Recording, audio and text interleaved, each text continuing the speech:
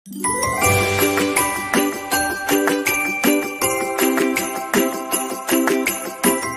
ceritane. Sementara majikan ngekone cepet-cepet. Aduh, kayak iki prosesnya kayak ini.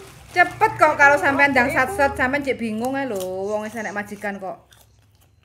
Nah, begini loh Mbak, kan saya waktu kemarin itu sebelum saya pulang kan 2017 ya. Nah, belum saya, waktu itu tuh saya masih ada di Tunmuan di majikan yang dulu dengan kontrak kedua. Dengan kontrak kedua semakin lama kok majikan saya itu semakin mapan. Lah, dari gaji, dari keuangan makan, dari libur, semua itu semakin mapan. Jadi saya memutuskan untuk notis ya. Sedangkan notis dia tidak mau cimeng. Terus tapi dianya mau kan saya tetap bekerja dengan dia. Tapi saya tidak mau. Terus saya memutuskan untuk membuat alasan kalau saya disuruh pulang sama keluarga saya kan gitu. Namun tetapi itu cuma alasan saya untuk memutuskan kontrak dengan dia. Padahal saya waktu itu sudah mencari majikan yang baru dan saya sudah dapat majikan lagi kan waktu itu. Dan setelah itu dia pun juga sudah mencari pembantu. Saya juga sudah membantu dia dalam 2 minggu mempelajari pembantunya yang lama, yang baru itu kan. Setelah saya dari itu saya kan masuk dengan majikan yang baru. Nah, di majikan yang baru itu kan dengan sama, dengan agensi yang sama. Nah, dalam waktu berjalan selama 8 bulan lah kiranya, itu tuh agensi saya komunikasinya sudah tidak ada lagi.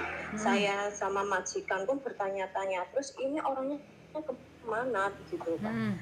Entah kemana, kantor pun selalu tutup. Setelah itu kan majikan saya tanya, gimana ini kalau prosesnya seperti ini, terus gimana gitu kan? Gimana kalau kamu saya carikan agensi lain gitu kan? Saya tidak apa-apa, yang penting saya mau resmi. Saya kan bilang kayak gitu. Saya tidak mau elegan. Saya bilang kayak gitu. Terus dicarikan agensi yang baru. Agensi tiba yang baru itu perkiraan saya ada di Yulang atau gimana itu waktu itu. Lah dia tuh nyuruh saya jogging ke Cina. Saya jogging ke Cina lah ya. Saya jogging ke Cina itu kok tiba-tiba petugas imigrasi itu entah telepon sama majikan saya yang lama itu, entah apa yang diomongin, tiba-tiba saya digiring ke tempat imigrasi dan dimasukkan ke tempat imigrasi selama 1 malam. Dan saya bertanya, why? Saya tanya, katanya majikan kamu itu harus memulangkan kamu ke Indonesia gitu kan. Kenapa? Saya kan bertanya-tanya sampai sekarang tuh saya nggak tahu alasannya apa. Dan saya dikurung dalam satu malam, besoknya saya dipulangin ke Indonesia. Deportasi dari Cina. Dan pertanyaan saya takutnya sudah di-blacklist dari Hong Kong kayak gitu. Sampean mencuri nggak? Ada kriminal nggak? Mencuri, memukul? Nggak ada sama sekali. Nggak ada sama sekali. Sama sekali.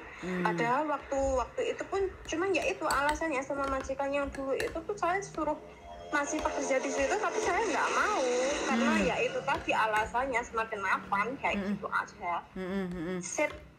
That's it. Blacklist nih kalau menurut aku enggak. Alasan tidak ada kriminal atau apa. Wonten Mas nih kok tiange. Tengger iki tiange, maem. Halo. Iya. Kalau seumpama bisa mengecekkan saya di imigrasi saya sudah di blacklist atau belum, itu bisakah? Nggak bisa, nggak bisa. Iya, saya entah. Enggak masalahnya dia baik lapor tadi. Saya minta tolong banget soalnya ini majikan sudah benar-benar ngeburu saya. Oke. Ceritanya gini, tak baleni ya, bentar ya Mbak ya, karena ini bojoku kan nggak ngerti ceritanya. Kalau dari cerita mbaknya, dulu dia kerja satu majikan. Habis renew, majikan itu semakin hari semakin maafan. Terus mbaknya notis alasan pulang ke Indonesia, tapi cari majikan baru. Nah, dia proses dengan majikan yang baru. Terus habis itu sama agennya disuruh jutking ke Cina. Terus waktu masuk ke Hong Kong, dari Cina ke Hong Kong kayak turis gitu loh.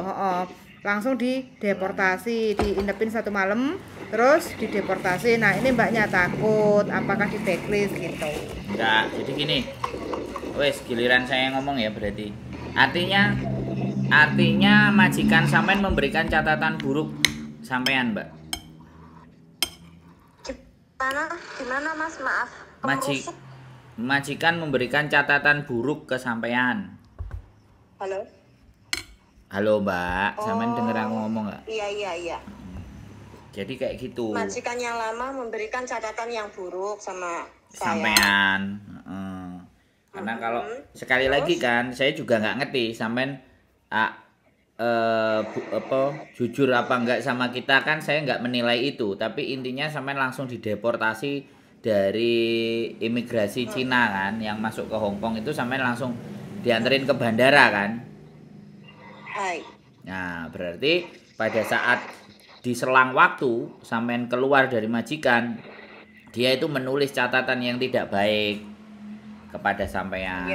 Nah, seperti itu aja. Kalau sampean nggak pernah datang ke kantor polisi, sampean nggak pernah dicatetin sama polisi tentang catatan kriminal, artinya berarti majikan yang memberikan rekod nggak bagus buat sampean gitu. Bisa dipahami kan? Nah, kalau rekod yang nggak bagus ya itu tidak ada. Pertanyaannya saya, apakah masih bisa masuk ke Hong? Kalau sampean bertanya sama saya bukan koncone imigrasi, Mbak. Kalau sampean pertanyaannya apakah masih bisa dan tidak, saya menjawab kalau proses bisa. Kalau proses bisa. Tapi visa yang menentukan adalah imigrasi, itu jawaban saya. Bisa dipahami nggak? Ya. Nah, jadi kalau menurut saya proses aja. Mau lewat siapa aja sampean proses aja. Dari situ nanti sampean akan menemukan jawabannya. Visa dari imigrasi akan memberikan izin sama sampean apa enggak? Sebentar, Iya, sampean soalnya ngomongnya di pasar, Mbak. Saya di rumah, Mbak. Sampean di pasar dan sampean di luar. Bentar. Ini keadaannya tempat memang di pinggir jalan. Nah.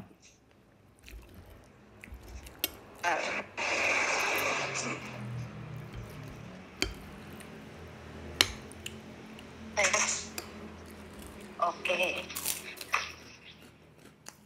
Ya takutnya saya itu kalau proses terus wirawiri ke sana ke sini sudah masuk ke PT, takutnya nanti kalau saya setelah masuk dinyatakan tidak bisa lagi kohok terus malah bayar denda. Itu yang saya takutkan, Mas. Nek sampean takut ya berarti ya sudah, nggak usah maju. Cari kerjaan di rumah aja kalau sampean takut. Ngobati rasa takut itu harus dilawan. Ya. Gitu loh. Ya, bukannya takut gimana kalau saya itu bersalah atau tidak, bukan masalah itu. Masalahnya itu kalau bayar denda banyak, apa yang harus saya bayar sementara keadaan di rumah tidak ada gitu loh. Sing bayar denda siapa? Maaf? Yang bayar denda, sampean bayar denda ke siapa? Iya, seumpama kalaupun saya sudah masuk PT, terus proses-proses begini-begini, namun ternyata saya tidak bisa masuk, cuman begitu. Nah, katanya kan seperti itu, harus ada denda. Nah, berarti sampean masuk PT yang salah. Pindah negara kan masih ada Singapura, masih ada. Bukan PT-nya yang keliru. Masuk PT jangan PT yang menakut-nakuti. Masuk PT yang memberikan dukungan. Enggak, dia katanya temennya kok, bukan katanya PT. Ya cik katanya temennya kok bingung. Sampean itu ketakutan dengan diri sampean sendiri. Sekarang pertanyaannya, tidak ada alasan takut kalau memang sampean tidak melakukan kriminal, ya. Kalau sampean takut sendiri, berarti ada sesuatu yang sampean sembunyikan kepada saya. Saya boleh nggak? Saya boleh berpikiran. Sama sekali. Nah ya. Sama sekali. Ya cuman itu alasannya saya. Nah, makanya kalau nggak ada, ngapain takut? Orang kalau nggak salah itu ngapain takut? Gitu aja loh. Iya, saya paham. Iya, saya paham masalah itu. Cuman yang saya maksud itu tidak mau sia-sia gitu loh. Dan namanya usaha itu kan ya positif kalau saya tuh masih bisa benar-benar bisa masuk ke HOP. Jadi saya tuh tidak sia-sia gitu. Kalaupun saya harus bayar berapa bulan, potongan berapa bulan itu oke, saya nggak apa-apa. Mbak, yang menentukan visa turun atau tidak itu kan hanya imigrasi kayak gitu kan. Dan imigrasi itu kan hanya melihat dari rekod sampean. Kalau sampean merasa tidak melakukan kriminal, tidak ada pencucian uang, nanti bisa turun. Ya bisa atau tidak itu kan tergantung imigrasi kayak gitu kan. Kayak gitu. Nah, ya, gini aja. Sampean gini, sampean jangan nyari jawaban pasti di dunia ini. Jawaban pastiku adanya di Gusti Allah. Loh, langsung enggak. Kalau ngomong sama sampean tak ajak berlogika, sampean susah berlogika. Gitu loh. Kalau sampean minta jawaban pasti nek aku iso waan karo Gusti Allah, sampean tak jawab pasti, Mbak. Ya cuman nggak mau aja ke sia-sia gitu. Kalau saya bilang sama sampean, nggak gini, saya bilang sama sampean, di dunia ini tidak ada yang sia-sia. Hanya orang yang tidak tahu tujuan atas hidupnya yang merasa apa yang dia lakukan sia-sia. Itu kalimat saya, Mbak. Kalau sampean tahu tujuan hidup sampean, pasti sampean akan tempuh. Tapi kalau sampean nggak yakin dengan kehidupan sampean, itu sudah di luar batas berpikir saya, Mbak. Bisa dipahami. Jadi sampean itu harus dicuci otaknya untuk tidak khawatir dan tidak takut dan mantep dalam menjalaninya. Ngono loh. Menurut saya loh ya. Saya juga nggak ada untungnya memberikan dorongan atau motivasi, tapi kalau orangnya tidak yakin dengan dirinya sendiri. Itu sering terjadi, Mbak. Dan biasa. Karena sekali lagi mereka menganggap kalau sesuatu nggak berhasil sia-sia. Dunia itu nggak seperti itu, Mbak. Dunia juga tidak semudah yang kita bayangkan. Tapi namanya perjuangan itu butuh. Makanya kalau di ngaji saya kemarin itu kita siap untuk kalah dalam hidup. Kalau menang itu tidak pikirkan. Tapi kalau kalah itu bagaimana menata hati kita untuk menerima kekalahan. Nah itu yang tidak ada di dalam pembelajaran diri sampean. Oh oke. So ini tadi kan majikan tanya begini, kalau seumpama iya saya sudah mau proses ya, itu dia sudah mau ready untuk cimeng dan tanya sama saya agensi mana yang saya tuju saat ini dan di mana hofnya gitu. Gini, kasih aja nomor telepon majikannya, nanti kita hubungi kayak gitu. Yang penting mantapkan dulu sampeannya. Kalau urusan sama orang Hongkong nggak begitu susah, tapi sampeannya itu loh kayak gitu. Dan terus gini, kita prepare dulu ya. Kalau seandainya sampai di awal sudah khawatir, jadi kekhawatiran sampean kita ada dua opsi. Kalau seandainya ini sampean gagal untuk ke Hongkong karena visa tidak turun dengan alasan tertentu, sampean masih ada negara lain kayak gitu loh, supaya sampean nggak bayar denda. Intinya kan sampean kerja dapat duit toh. Iya. Gitu loh ya. Jadi nanti kita tinggal ngomong sama majikan kayak gitu. Tinggal nanti kalau seandainya visa nggak turun dikarenakan alasannya masa lalu sampean, ya sudah, nanti kita tidak bisa mengembalikan uang majikan, tapi kita hanya bisa ganti anak kayak gitu loh ya. Oke. Gitu ya. Karena ini kita menjawab pertanyaan sampean yang khawatir itu loh, Mbak. Jadi kan kita melibatkan dua belah pihak kayak gitu kan, antara sampean dan majikan. Kalau sampean memang tidak bisa turun ya ke negara lain, kan sudah proses di PT kayak gitu kan. Iya. Kalau majikan memang menunggu sampai nggak bisa turun, itu kan bukan salah di kami yang memproses kayak gitu kan. Iya, Nah iya, otomatis benar. kita hanya bisa ganti anak baru untuk proses ke majikan sampean kayak gitu ya. Iya. Scan dulu semua dokumen. Ya, cuma- Saya dari kemarin minta sampean belum kirim ke saya loh. Iya, maaf ya, ini saya sampai jualnya. Ini nanti insya Allah kalau habis jualan saya langsung ke fotokopian lagi untuk scan lagi ya. Maaf di sana. Oke, terus sama semuanya data Indonesia juga, KTP kakak. Kalau aktenya harus tunggu dulu loh, C. Soalnya akte kelahiran saya ada di tempat orang tua saya dan tempat orang tua agak jauh. Ya seadanya dulu dikirim lah ya. Yang ada. Oke, yang ada dulu Makasih ya, dikirim. Cek. Oke. Ada pertanyaan lagi nggak? Wes, beres Mbak. Iya. Oke, Mbak. yuk, Makasih makasih ya. yuk, papa. Ya, bye-bye. Piye darling? Ringkasan ceritanya. Banyak hal yang orang itu tidak yakin dengan dirinya sendiri. Jadi kalau setiap manusia tidak yakin dengan dirinya sendiri, apalagi kita yang jadi orang lain.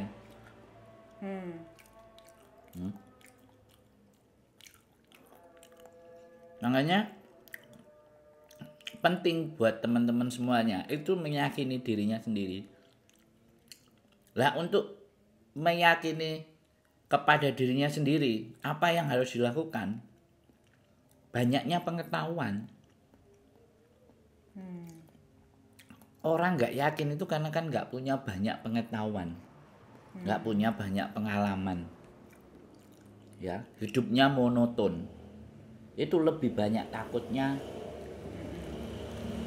Tapi kalau orang punya banyak pengalaman, pasti dia akan belajar dan mencoba mencari cara bagaimana mengatasi kekhawatirannya, mengatasi ketakutannya dengan